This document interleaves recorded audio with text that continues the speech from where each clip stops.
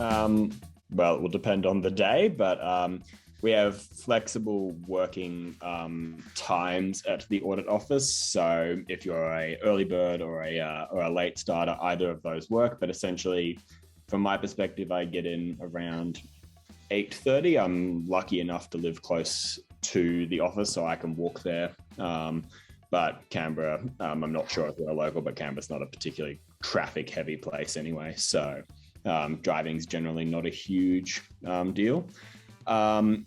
Usually we'll go in, we'll have an early coffee if you're a coffee addict like I am, or if you're not, maybe just enjoy the walk. Have an early morning debrief with the team to determine what you're going to go through for the day, for the week, for the month ahead. And then it's down to do some work, whether that's work papers, some data analysis within with spreadsheets, with Excel, or even using Python.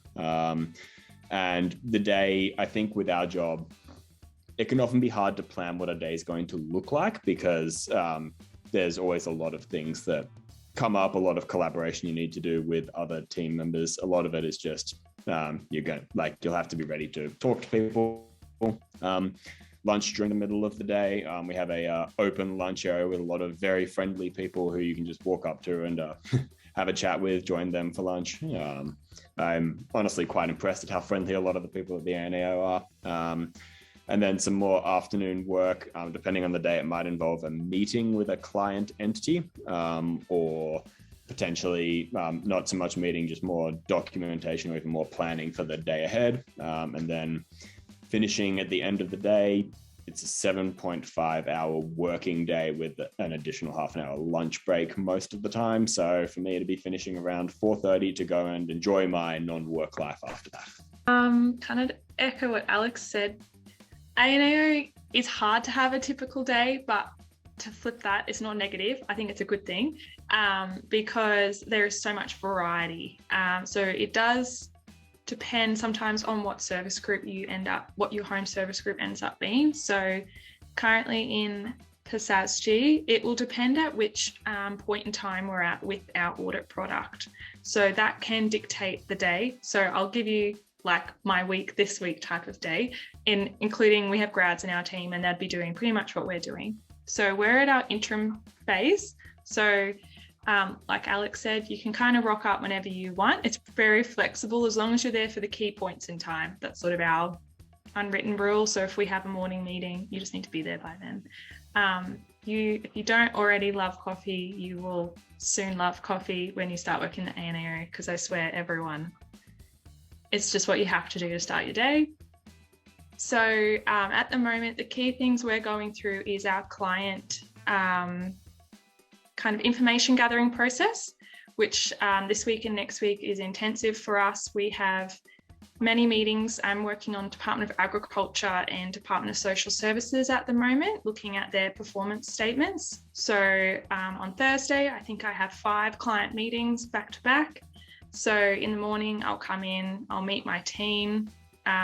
It is a flexible working environment, so we don't have assigned seating, but there's lots of different types of seating in the office. So I kind of like that variety if you want to do quiet work one day or collaborative work. So at the moment we're doing collaborative work, so we sit in the collaborative space. And so we'll come up with a list of the key meetings we've got to do today. We take it in terms of who leads the meetings. So in my team, I have 2 EL2s, which are senior managers. I'm a team leader. I have a APS 5 who's an auditor, and we have 2 graduates. So just because we have 2 senior directors doesn't mean that they lead all the meetings. So I've led meetings. Our auditor has led meetings. So you do get experience in actually talking with the client. And often these clients are the people that come along are quite senior. So I've been talking to band 1s or branch managers.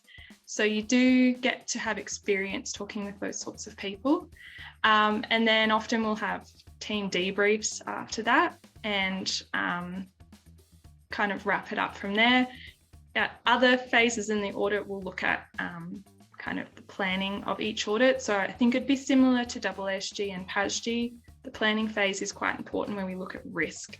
So you'd come in and then you have to do some research behind. So depending on what the audit is, you'll research and what the topic is you're looking at. What can you find publicly? What do you need to find if you found an area of risk? And then how do you assess that to impact where you go with your audit approach? So that does involve a lot of research, a bit of analytical skills.